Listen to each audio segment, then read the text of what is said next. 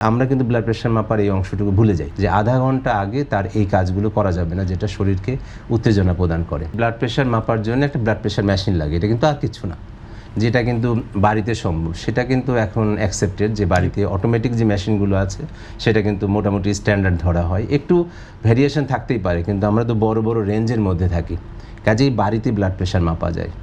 2 নম্বর হচ্ছে যে আপনি বাইরে গেলে যে কোনো জায়গায় ব্লাড প্রেশার মাপতে পারেন, কিন্তু ব্লাড প্রেশার মাপার আগের কিছু শর্ত আছে। সেই শর্তটা হচ্ছে রক্তচাপ যদি কোনো জরুরি অবস্থায় আপনি না পড়েন, তাহলে আধা ঘন্টা আগে আপনি খুব বেশি পরিশ্রম করবেন না। এই সময়ে কেউ মদ্যপান করবে না, ধূমপান করবে না, চা কফি খাবে না।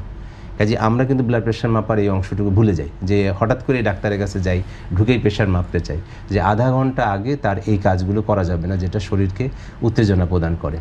এবার যে ঘরে প্রেশার মাপা হয় সেই ঘরটা কিন্তু একটা স্বাভাবিক তাপমাত্রা থাকতে হবে। সেই ঘরে যে 5 মিনিট বসতে হবে, বসাটা কিন্তু আমি যদি দেখাই যে আমার জুতা বা পা এটা ফ্লোরে থাকবে, পা দুইটা পাশাপাশি থাকবে, ক্রস করা না। আচ্ছা। এবং চেয়ারের পিছনে যে সাপোর্টটা, এখানে সাপোর্ট থাকবে এবং হাতটা টেবিলে থাকবে, যাতে বাহু হার্টের বরাবর থাকে। আচ্ছা। এই অবস্থায় যখন ব্লাড প্রেশার মাপা হবে, আমিও কথা বলবো না, আপনি মাপছেন আপনিও কথা বলবেন না। তো এইভাবে ব্লাড প্রেশার প্রথমে 2 হাতেই মাপতে হয় প্রথমবার, কারণ 2 হাতে রক্তচাপের পার্থক্য হতে পারে। সাধারণত 10 পার্থক্য স্বাভাবিকভাবেই হতে পারে, 10-এর বেশি হলে আমরা অনেক কিছু চিন্তা করি। তা প্রথমে একবার ব্লাড প্রেশার মাপা হয়, তার 1 মিনিট পরে আরেকবার, তার 1 মিনিট পরে আরেকবার, 3 বার যদি আমরা মাপি, মেপে প্রথমটাকে আমরা বাদ দিয়ে দিব, আচ্ছা। পরের 2টার গড় করব। এই 2 হাতে মেপে যদি বেশি পাই বা কম পাই, সেটাকে আমরা মার্ক করি। সেটা যদি আমরা বলি যে একদম নর্মাল, এখন যেটা বলা হচ্ছে প্রাপ্তবয়স্কদের জন্য, সেটা হচ্ছে যে 120 উপরেরটা, নিচেরটা 80-র নিচে, এটা হচ্ছে নর্মাল ব্লাড প্রেশার বলা হচ্ছে। কিন্তু 120 থেকে যদি 9 বেড়ে যায় 129, সেটাকে বলা হচ্ছে যে আপনার রক্তচাপটা কিন্তু বেড়ে যাচ্ছে, এলিভেটেড ব্লাড প্রেশার। কিন্তু 130 থেকে 139 যদি উপরেরটা হয় এবং নিচেরটা 80 থেকে 89 হয়, তাহলে বলা হচ্ছে আপনার স্টেজ 1 হাইপারটেনশন। খুব সহজ করে বলি যে 130-এর বেশি কিন্তু 140-এর কম, 80-র বেশি কিন্তু 90-এর কম নিচেরটা, তাহলে বলা হচ্ছে স্টেজ 1 হাইপারটেনশন। আর স্টেজ 2 যেটা, সেটা হচ্ছে উপরেরটা 140 মিলিমিটার পারদের বেশি এবং নিচেরটা 90-এর বেশি। কাজেই 140/90 সংখ্যাটা যদি আমরা মনে রাখি যে 140/90, আচ্ছা। তাহলে এটা হচ্ছে স্টেজ 2।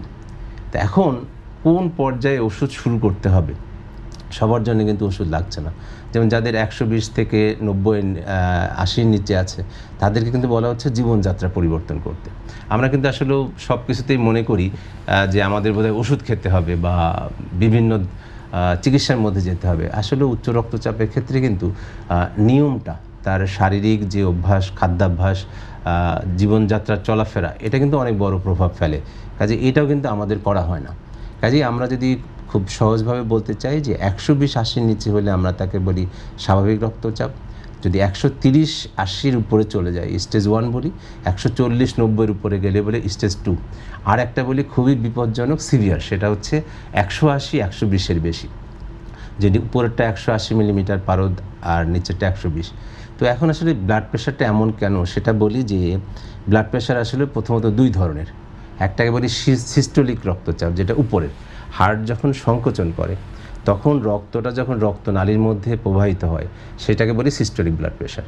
আর হার্ট যখন রেস্টে থাকে, ডায়াস্টোল, সেই সময় রক্তনালীর মধ্যে যে চাপটা থাকে সেটা ডায়াস্টোলিক ব্লাড প্রেশার বলি। তো এই সিস্টোল এবং ডায়াস্টোলিক ব্লাড প্রেশার, এই 2টা ব্লাড প্রেশার আছে, এবং এই 2টার পার্থক্যের একটা ব্লাড প্রেশার, সেটাকে আমরা বলি পালস ব্লাড প্রেশার। যে অনেক সময় দেখা যায় কিছু রোগ আছে যে তাদের উপরেরটা নিচেরটার মধ্যে অনেক দূরত্ব থাকে, উপরেরটা নিচের মধ্যে দূরত্ব খুব কম থাকে, এটা দিয়ে কিন্তু অসুখ ডায়াগনোসিস করা যায়।